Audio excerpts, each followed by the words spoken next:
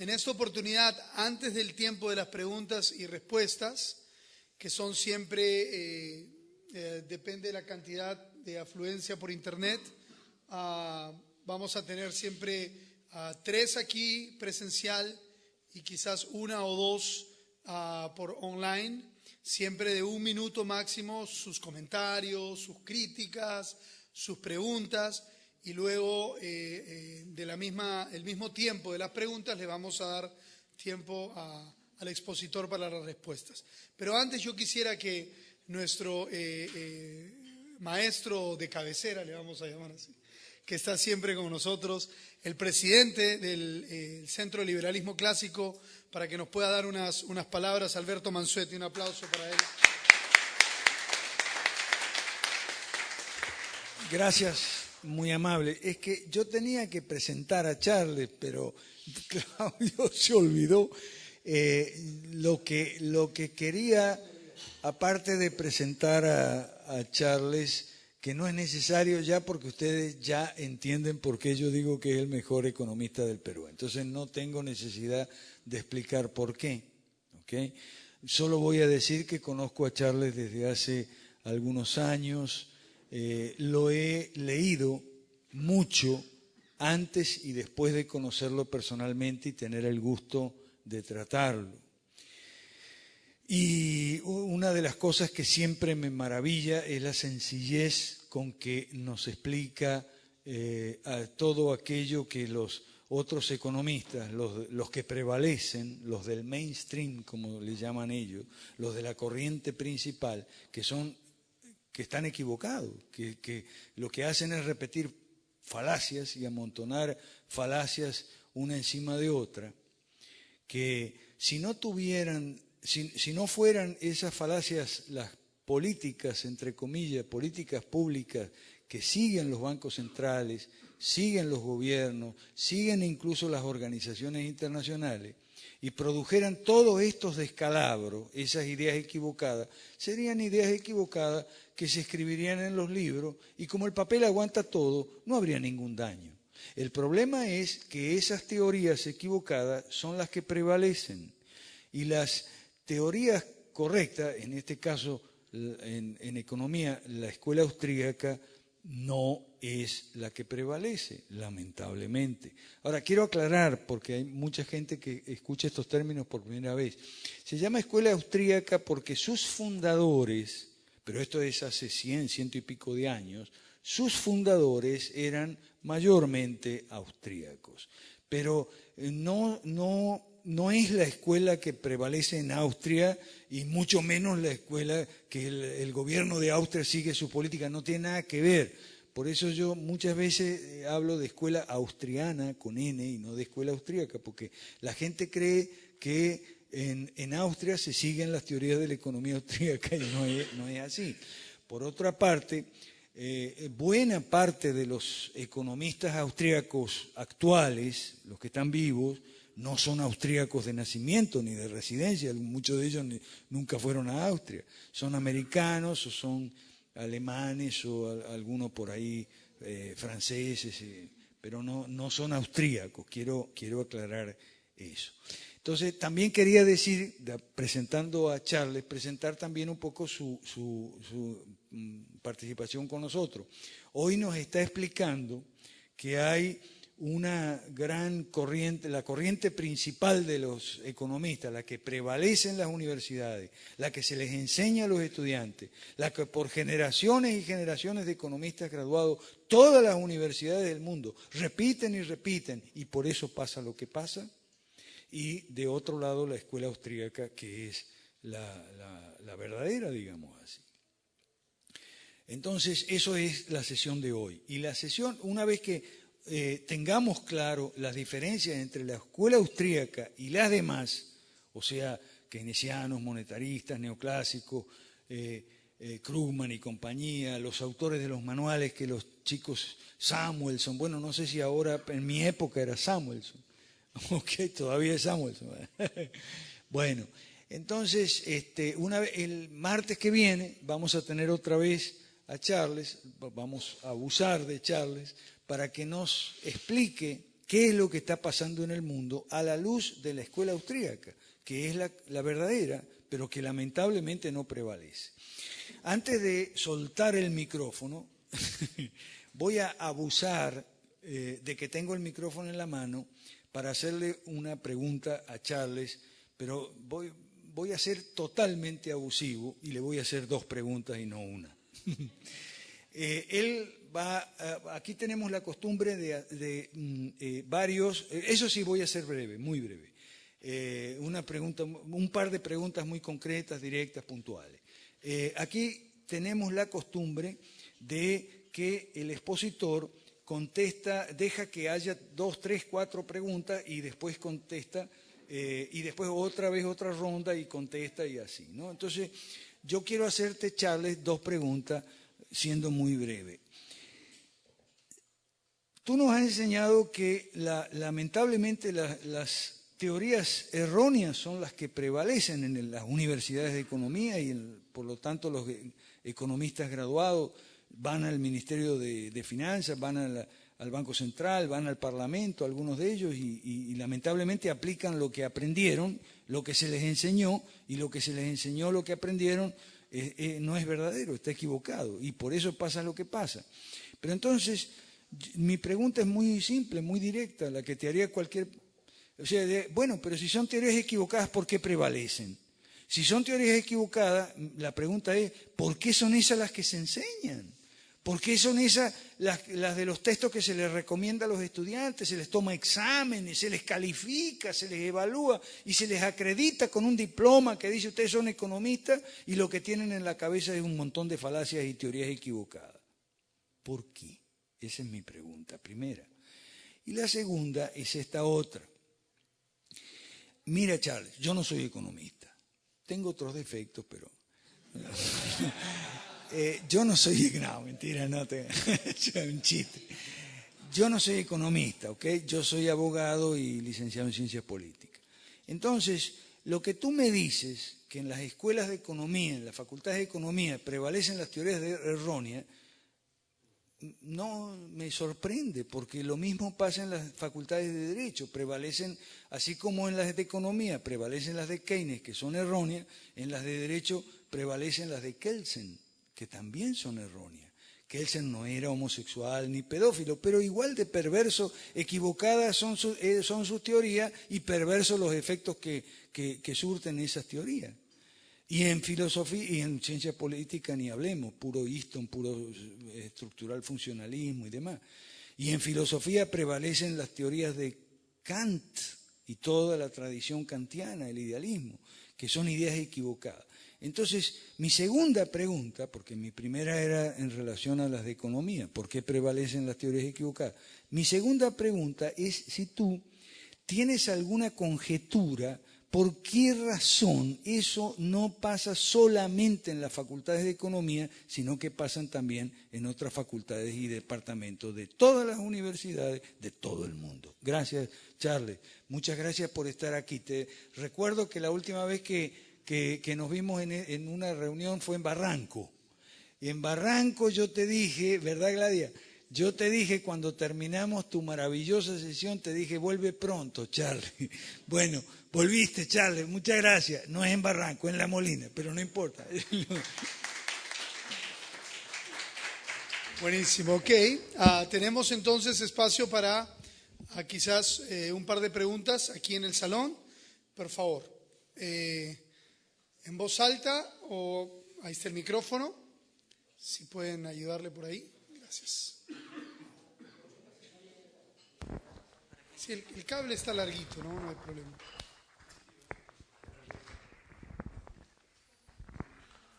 Hola, buenas noches. Quería hacer una pregunta a Charles con respecto al Banco Central. ¿En qué países no existe Banco Central?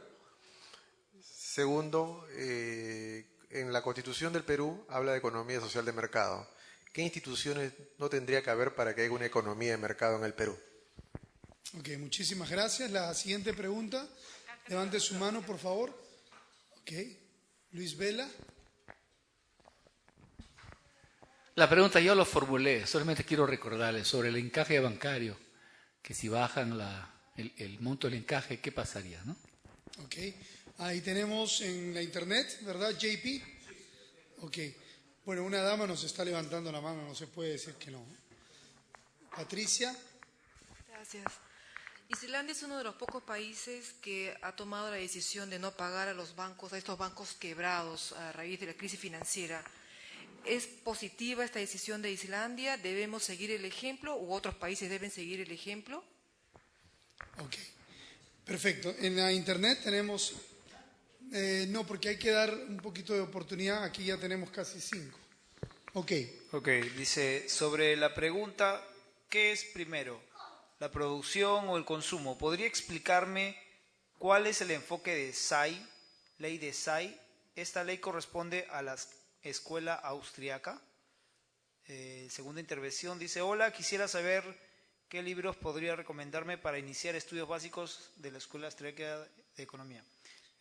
Saludo a todos, quisiera saber cuáles son las propuestas de economistas austríacos para el desastre que tenemos en Latinoamérica. ¿Cómo sería una sana transición de tanto socialismo a una economía libre? Ok, perfecto. Charles, 5, 7 minutos. Un poco más se necesita.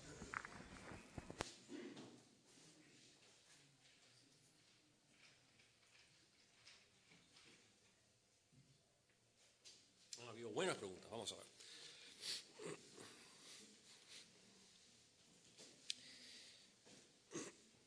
La primera planteaba si las teorías, si lo que se enseña en las universidades, economía, son teorías equivocadas, ¿por qué prevalecen? ¿No? En las universidades, en los bancos centrales, en diferentes partes.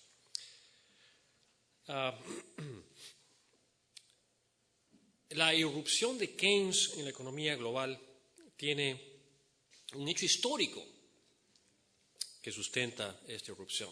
Se llama Gran Depresión de 1929. Hasta antes de 1929, es más, mencioné en la presentación que hubo una crisis tan grande como la de 1929, la de 1920-1921, y que duró exactamente un año y medio. Empezó en enero de 1920 y acabó en julio de 1921. Pero empezó siendo en términos de indicadores económicos, macroeconómicos, tan grande y tan profunda como la Gran Depresión. Pero así como empezó, acabó. Pero recuerden que 1920 es 2 años después del fin de la Primera Guerra Mundial. Entonces, esta Gran Depresión de 1920 es producto precisamente de la inflación monetaria a la que había conducido, ¿no es cierto?, la Primera Guerra Mundial. Tiene una explicación monetaria. Y bueno, pero ¿qué cosa es lo que hicieron los estados en ese momento? Al menos en los Estados Unidos. Es lejos del Estado, lejos de generar una política monetaria, una política fiscal expansiva, lo que hizo fue reducir la deuda pública. Empezó a pagar deuda. Y por la parte monetaria, lejos de bajar las tasas de interés, subieron las tasas de interés y recompusieron el ahorro. Entonces, con la de 1929 se hace lo opuesto. Se empiezan a generar déficits masivos. Se acusa de la Gran Depresión al pobre Hoover, Herbert Hoover. Sin embargo, y se lo acusa de que fue un liberal y laissez-faire, y Krugman más de una vez en sus ensayos se ha encargado de hacer que los descendientes de Hoover, a quien yo conocí una vez, por cierto, uno de ellos, un nieto de Hoover en los Estados Unidos, y él no quería, orgulloso no se sentía decir que su abuelo había sido presidente de los Estados Unidos. Pero bueno, gran parte pues de esa culpa, de la culpa de haber manchado el nombre de Hoover, es de Krugman. Y se acusa de que Hoover no hizo lo suficiente por sacar a los Estados Unidos de la Gran Depresión. Sin embargo, es precisamente en el gobierno de Hoover cuando se empiezan estos grandes gastos públicos y a políticas monetarias expansivas. Es cuestión simplemente de ver qué cosa es lo que está pasando cuando se produce el crack bursátil de 1929. Y uno ve exactamente, hey, aguanta, en ese momento estaba Hoover, no estaba Franklin Delano Roosevelt. Y hacen exactamente lo que hacen ahora. políticas, operaciones de mercado abierto. El Banco Central, la Reserva Federal se crea 10 años, se crea en 1913, es decir, 16 años antes de la Gran Depresión.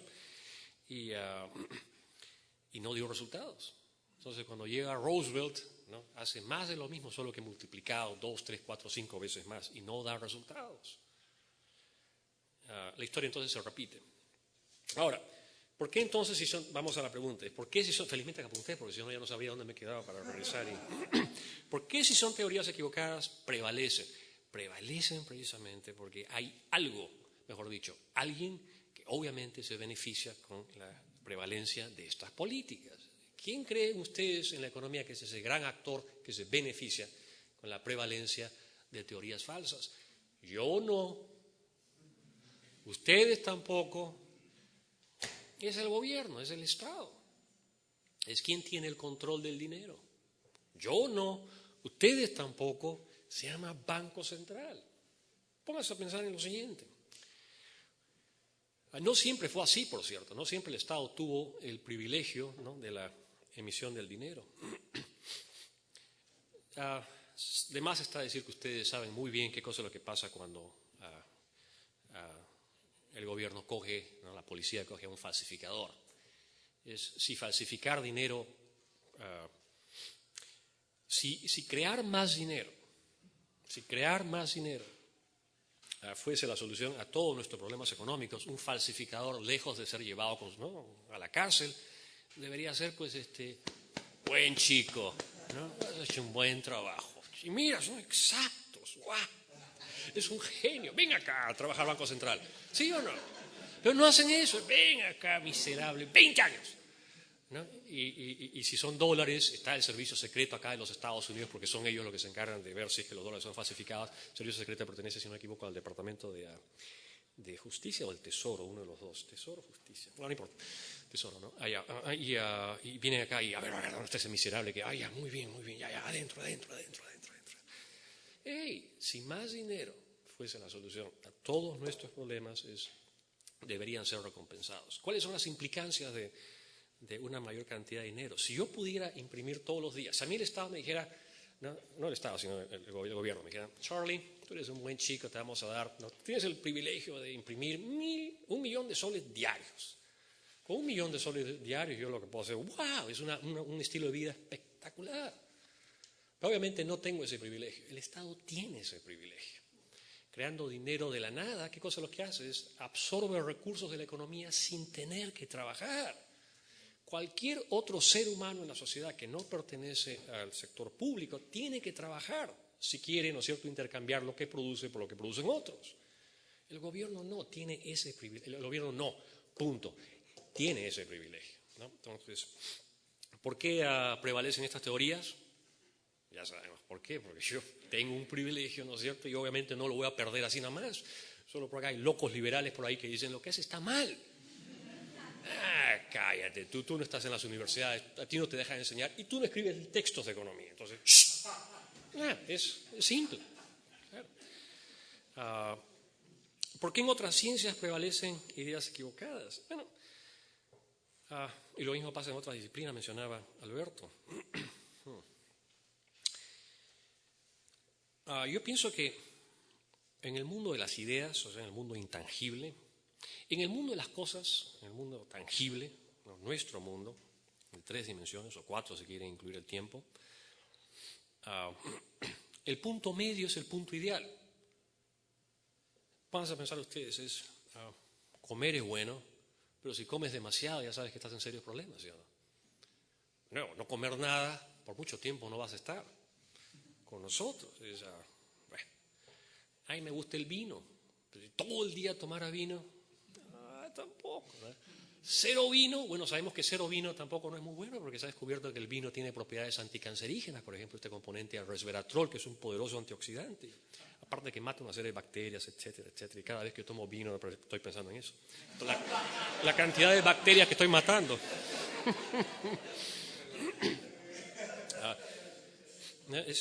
Apliquen eso a cualquier cosa del mundo tangible y se van a dar cuenta que el punto medio es el ideal. En el mundo de las ideas, en cambio, el mundo de lo intangible, ese punto medio no se da, no existe, no debe darse. Es o eres ético o no eres ético. Tú no puedes decir suelto de huesos, bueno, yo soy pues medio ético, porque ahí está pues el punto medio, ¿no? O crees en la verdad o no crees en la verdad. Entonces, en el mundo de las ideas hay ideas buenas y hay ideas malas. No hay ideas más o menos buenas y más o menos malas. Y las malas ideas, como decía Milton Friedman, no vayan a pensar que soy monetarista porque he mencionado ya 2 veces a Milton Friedman, sino que Friedman era un filósofo, en cierta forma, tenía grandes ideas y grandes observaciones. Bueno, ¿no? Hay ideas malas. Las ideas tienen consecuencias, decía Friedman, y las malas ideas, malas consecuencias. Y esta crisis es producto precisamente de una mala idea, ¿no? Una mala visión, una errada visión de la economía. Eddie allá atrás mencionaba, preguntaba en qué países no existen bancos centrales. Un país en el que no existe banco central es Panamá. Panamá es un caso muy interesante. Si ustedes googlean, googlear es un hermoso verbo, por ejemplo, a mí me encanta googlear, es la mejor forma de democratizar el conocimiento. Hoy en día googleando uno puedes pensar lo que implica googlear. ¿Cuántas veces me han querido hacer creer a mí que tal persona era un personaje importante y no en el buen sentido de la palabra, porque cuando googleas eso resulta que tenía su prontuario ahí. Y bueno, ¿no es? Y no solo eso, googleen Gran Depresión y van a encontrar millones de artículos sobre la Gran Depresión. Pero la gran mayoría no sirven para nada. Si alguno de ustedes está interesado en la historia de la Gran Depresión, para mí el mejor libro que hay sobre la Gran Depresión es el que fue escrito en 1934 por Lionel Robbins, economista austriaco, por cierto. En ese momento la gran mayoría de economistas eran de persuasión austriaca. Como bien explicó Alberto, no tiene nada que ver con el país, solo que empezaron siendo austriacos. Karl Menger fue el fundador de la escuela austriaca y tuvo mucho que ver con el marginalismo, ¿no? El análisis marginal, fue uno de los fundadores, ¿no? Bueno, entonces en Panamá, si googlean, decía, el autor es David Sayed Torrijos. Escribe un artículo interesantísimo en Cato, elcato.org, sobre, creo que el título era algo como, ¿por qué en Panamá no existen bancos? Panamá es una economía exitosa sin banco central, o algo así, algo con David Sayed Torrijos, alto funcionario del gobierno panameño, un tipo con una brillante educación, en fin. Y Panamá no tiene banco central, y a Panamá le va muy bien, y es el único probablemente país latinoamericano que no ha tenido las crisis tequila, samba, tango que otros países han tenido. Entonces, cuando no hay banco central, un gobierno no puede emprender políticas fiscales expansivas, keynesianas. El dinero se va rápidamente afuera, como lo explica muy bien David. Cuando el gobierno ha intentado en Panamá inyectar dinero en la economía, rápidamente ese excedente se va afuera. Entonces, esas son las razones por las cuales todos los países quieren su banco central. En nuestro caso, por cierto, en caso que ustedes quieran saber sobre el tema, y en otros países latinoamericanos, a nosotros nos impusieron el Banco Central.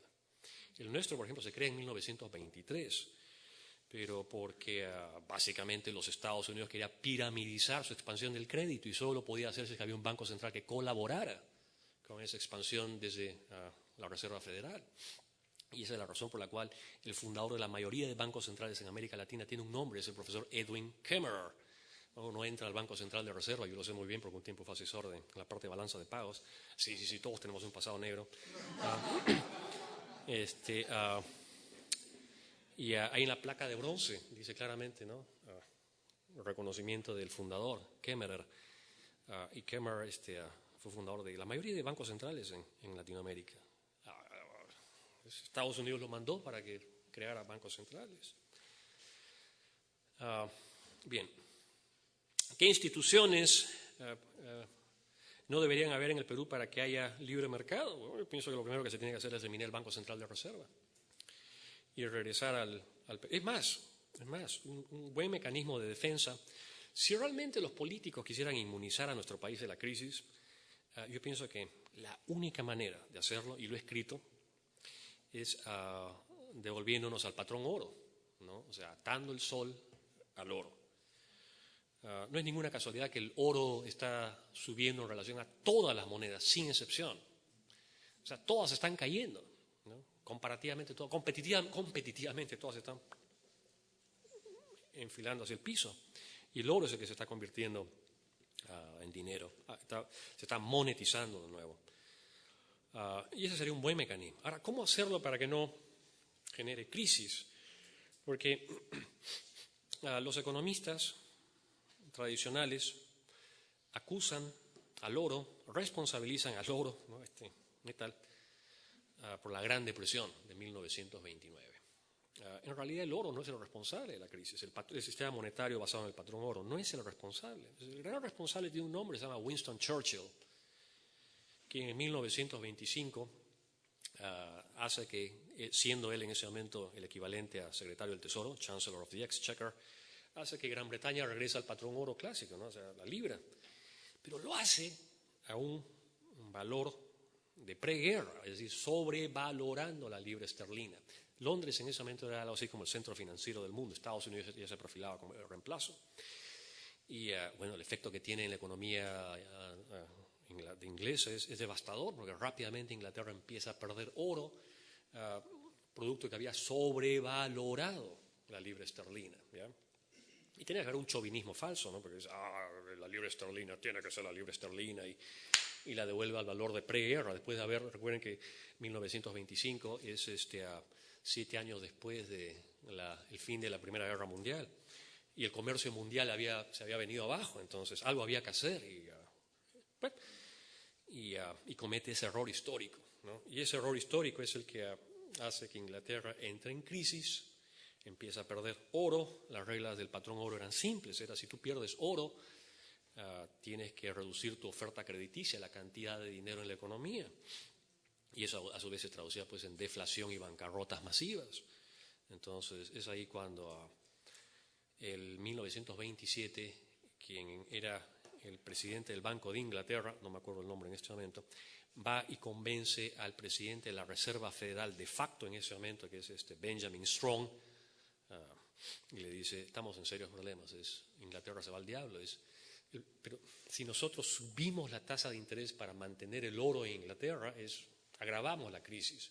¿Por qué mejor tú no bajas tus tasas de interés para hacer menos atractivo al oro y disminuir el spread, el diferencial entre las tasas de interés en Inglaterra y las tasas de interés en Estados Unidos? Benjamin Strong acepta. Y es en ese momento que el mercado inmobiliario y el mercado de valores en los Estados Unidos se empieza a disparar. Ahí se genera la burbuja. Es en esa decisión errada de la Reserva Federal.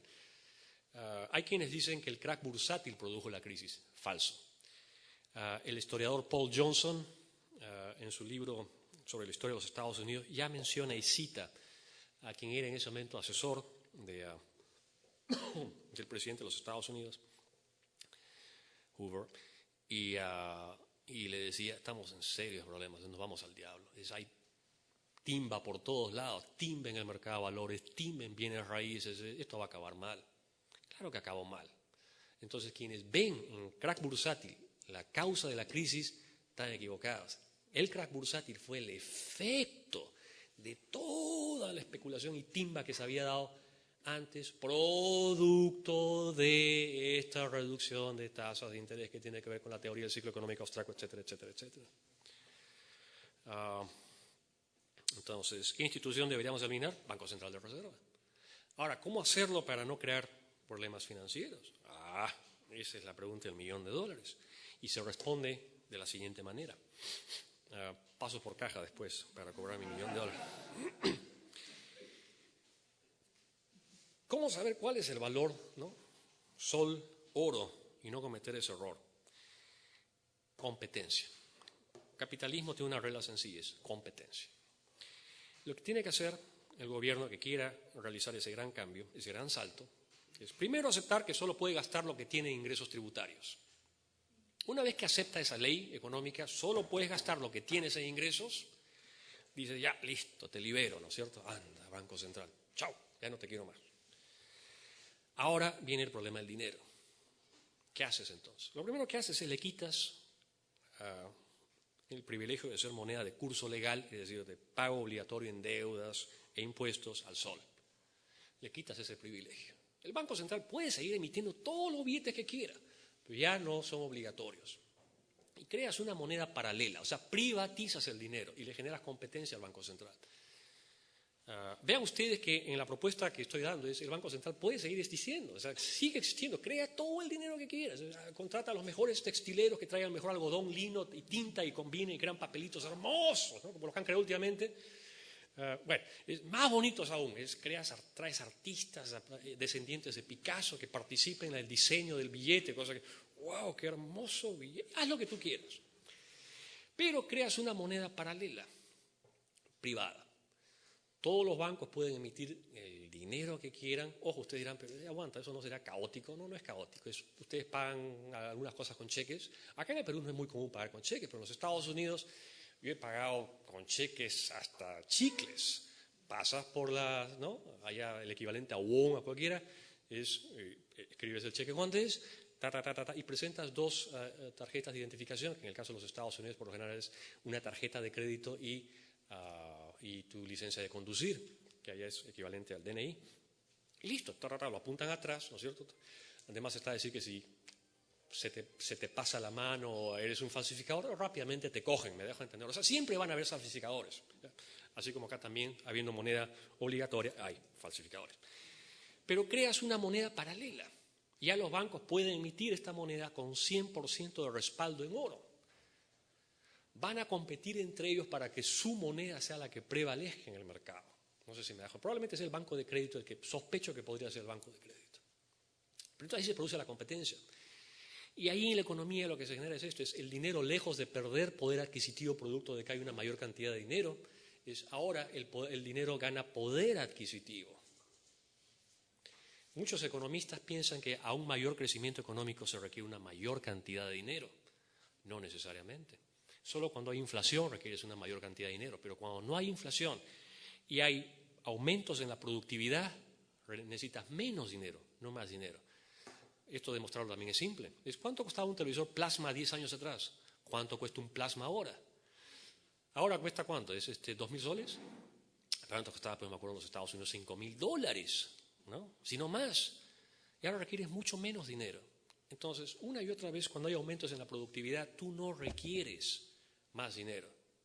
En realidad se podría decir que la misma cantidad de dinero compra eso, ¿no es cierto? Y te sobra. El dinero, en otras palabras, aumenta su poder adquisitivo.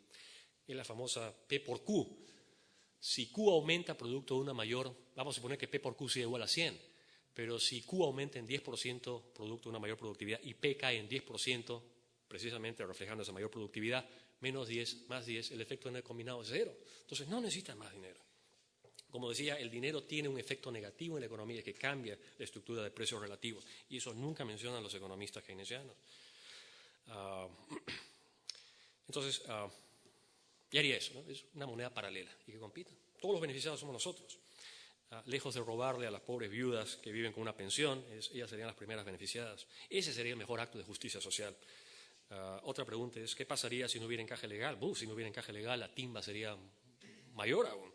Por eso yo digo que el encaje legal debería ser 100% respaldo metálico. ¿Por qué oro? ¿No? Hay quienes piensan que uno tiene una fascinación con este metal. Y la realidad es que si uno ve la evolución de... ¿Cuánto tenemos de tiempo? ¿Estamos bien? ¿Estamos bien? Ya. El oro tiene una peculiaridad y es de todos. Primero, ¿cómo se llega al oro como dinero? ¿No? ¿Cómo llega a ser? Esta es una buena observación. ¿Qué es el dinero? Yo a mis alumnos en la universidad lo primero que hago es, siempre les enseño lo que es el dinero. Yo a veces me divierto sádicamente cuando entro a las clases de economía y pregunto a chicos que están por acabar y en el 7º, 8º ciclos, a ver, ¿qué es el dinero? Deberían saber qué es el dinero, cuál es el origen del dinero, porque entendiendo el origen del dinero uno entiende cuál es el origen del sistema bancario y después el financiero. Pero muchos lo que saben es simplemente multiplicar, dividir y algo de cálculo diferencial integral y nada más. Y creen que eso es economía. No, eso es matemáticas, eso no es economía. Economía es preguntarse qué es el dinero. Y el origen del dinero es fundamental para entender esta crisis. Porque esta es una crisis de exceso de dinero, no de timba en los mercados. Sin dinero no hay especulación. Grábense eso bien. Bueno, ¿qué es el dinero entonces? ¿Cuál es el origen del dinero? Cuando el ser humano, en su versión más primitiva, no tenía dinero, lo que tenía era básicamente el comercio era a través de trueque. ¿Ya? Es 2 huevos por 3 naranjas, esto por lo otro, y esto por esto, esto por esto. Pero a medida que empieza a aumentar la actividad económica, el trueque representa un obstáculo, porque uno tiene que acordarse, ¿cuántos huevos era por cuántas naranjas? ¿Y cuánto por tanto? ¿Y cuánto por tanto? Entonces, naturalmente, a través de ensayo y error, el mercado, no el Estado. Nos quieren hacer creer que el Estado es el que patrocina el dinero. Por tanteo, ensayo y error empieza a buscar esto, una gallina. No, eso no funciona, se mueren rápido. A trigo, no. Es metales, empiezan a ir a metales. Sí, pero no todos los metales son iguales. Entonces, cuando se ha conocido el oro y la plata llegaron a ser dinero, ¿no? ¿Y por qué el oro? Porque a través de la historia, la producción de oro es una aburrida línea con una pendiente de 3% anual, con pequeños picos. Descubrimiento de América, por ejemplo, 1850 en California y Sudáfrica, ¿no? Pero por lo general es 3%. Esa es la razón por la cual Milton Friedman, cuando decía hay que obligar a los bancos centrales a que impriman una cantidad de dinero que sea 3%, lo que en realidad lo que estaba pensando era en el comportamiento de la producción del oro, 3% anual, a través de la historia. Esa es una de las precondiciones por las que el oro llegó a ser dinero, no es esto de acá. El dinero tiene 7 atributos. Y me acuerdo de uso generalizado, pero el uso generalizado a su vez es producto del hecho de que es altamente divisible, ¿no? Es fácilmente transportable, es difícil de falsificar, a diferencia de otros metales, por ejemplo, solo el oro. Al oro solo lo puede destruir este ácido, una combinación de nítrico con clorhídrico, que es el agua regia, aqua regis en latín. Todos los otros metales ¿no? Pueden ser el tiempo. El oro a través de los años puede mantener sus propiedades electromagnéticas, sí sigue siendo oro y sigue brillando y sigue siendo codiciado. Y no solo se utiliza como dinero, sino también tiene una serie de propiedades, ¿no? Usos industriales, etcétera. Pedro Navaja, por ejemplo, tenía su diente de oro. Entonces, hay una serie de razones por las cuales el oro llegó a ser dinero. Entonces, esa es la razón por la cual yo hablo del oro como respaldo metálico. O sea, no es porque esté fascinado con este bíblico metal, ¿no? Hay una razón histórica detrás de esto, y esto es algo que muchos economistas que trabajan principalmente en bancos centrales no pueden entender, porque están obsesionados con matemáticas y han olvidado por completo la historia económica. Al hacerlo, ya son incapaces de comprender cuál es la esencia, ¿no? Y la razón de ser del oro. ¿Qué pasaría si no... ya mencioné, ya respondí, ¿no? ¿Qué pasaría si no hubiera encaje legal? Sí, esa era la pregunta. ¿Perdón? Muy buena observación, me quedé sin explicar. Bueno, entonces, acabo la idea ya. Probablemente sea la última pregunta ya para no hacerla más larga. Es entonces cuando se hace compleja la sociedad, ¿no? La gente se da cuenta que si guardan un producto determinado, ¿no es cierto?, y utilizan eso para intercambio, ese producto se convierte en dinero. ¿Me dejo entender o no? O sea, hubo un tiempo en el cual lo que producías era exactamente igual a lo que consumías, economía de subsistencia, hasta que empieza la sociedad a progresar. Y ya ahora tienes un excedente que se llama ahorro, y ese ahorro lo empiezas a intercambiar por otras cosas. Si antes producías 10 huevos y te consumías los 10 huevos, ahora consumes 8, tienes 2 y los guardas, y lo cambias por esas 3 naranjas que el otro ha ahorrado. Él a su vez guarda naranjas y las intercambia por otras cosas. Ese ahorro se convierte en dinero, hasta que eventualmente ya uno empieza a adquirir bienes que otros empiezan a utilizar como dinero. Mises definía el dinero de la siguiente manera: es el bien que no se consume ni se utiliza en la producción de otro bien, sino que se guarda para utilizarlo, ¿no es cierto?, para intercambiarlo por otra cosa. Eso es el dinero. Y si nos preguntamos entonces, ¿cómo podemos relacionar esta crisis con la cantidad de dinero que hay en la economía y a su vez nos preguntamos el tamaño o la magnitud de la crisis podría estar relacionada con la cantidad de excedente monetario que hay en relación al ahorro. Esa es la pregunta ahora de los $2 millones, porque ya hablamos de 1 millón antes y ahora tiene que ser 2. Esa es la gran pregunta. En el caso, acabo con esto. En el caso de la Gran Depresión, por ejemplo, la cantidad de dinero no era igual a la cantidad de dinero que hay ahora, porque el mundo estaba, ¿no?, en ese momento bajo el patrón de cambio oro. Hoy en día la cantidad de dinero que hay en la economía global, póngase a pensar nada más en el Perú, ¿cuánto hay en reservas internacionales netas? $50.000 millones. Y en Brasil, y en China, todo el mundo está hasta acá en dinero, o sea, eso es lo que sobra. Es ahorro lo que se está destruyendo. Entonces, si utilizamos la definición que ya he dado acerca del dinero para estimar cuán grande podría ser la crisis, nos lleva a la conclusión que esta crisis no tiene precedentes, porque la cantidad de dinero que se tiene que destruir, ¿no es cierto? Porque el mercado, es más, eso es lo que busca el mercado, es destruir ese excedente. ¿Cómo se destruye una economía de mercado? Quebrando. Las malas inversiones, ¿cómo se purgan esas malas inversiones del sistema? ¿Cómo se eliminan? Bancarrota. Pero cuando eres grande no quiebras. Son los chicos los que pueden quebrar. Los grandes bancos no pueden quebrar y las grandes empresas también porque son sistémicamente importantes. Ese es el problema. Entonces, por eso es que la segunda fase de la crisis, yo siempre he dicho que esta crisis no ha terminado, es la continuación del 2008. En el 2008 los bancos son los que iban a quebrar. Y como se jalaban a todo el sistema abajo, los estados dijeron, no, esto no pueden quebrar. Los chicos que se vayan al diablo, pero los grandes no. Entonces colateralizaron y ayudaron financieramente a los grandes bancos. Y ahora la crisis lo único que ha hecho es mutar del sector privado de los grandes bancos a los estados. Eso es lo que está pasando. Muy bien, dice el mercado.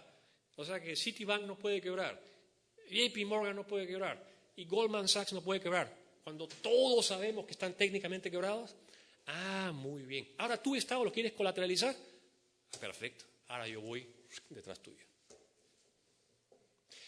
Que no implique en realidad ir en el sentido de ahora te voy a matar, sino simplemente es retirar mis inversiones en los bonos del tesoro de estos países. Al dejar de invertir en estos instrumentos de deuda, ¿qué cosa es lo que hago yo como mercado? Hago que suban las tasas de interés, con lo cual ahogo al Estado. Vean lo que está pasando en Grecia.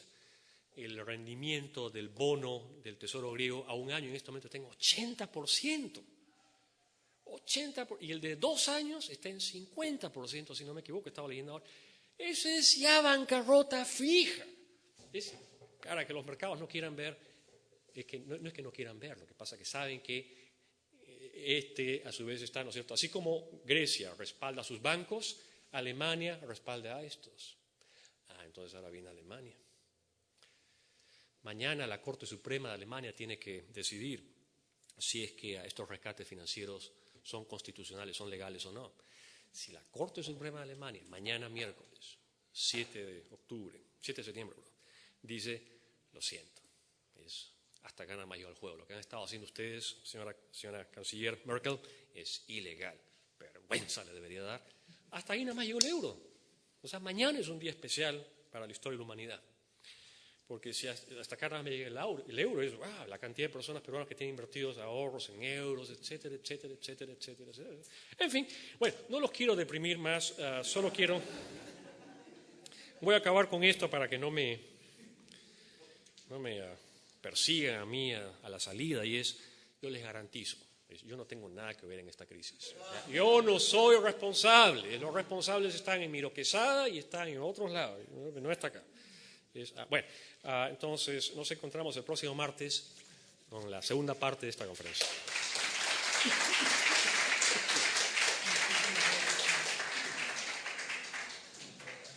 Bueno, excelente.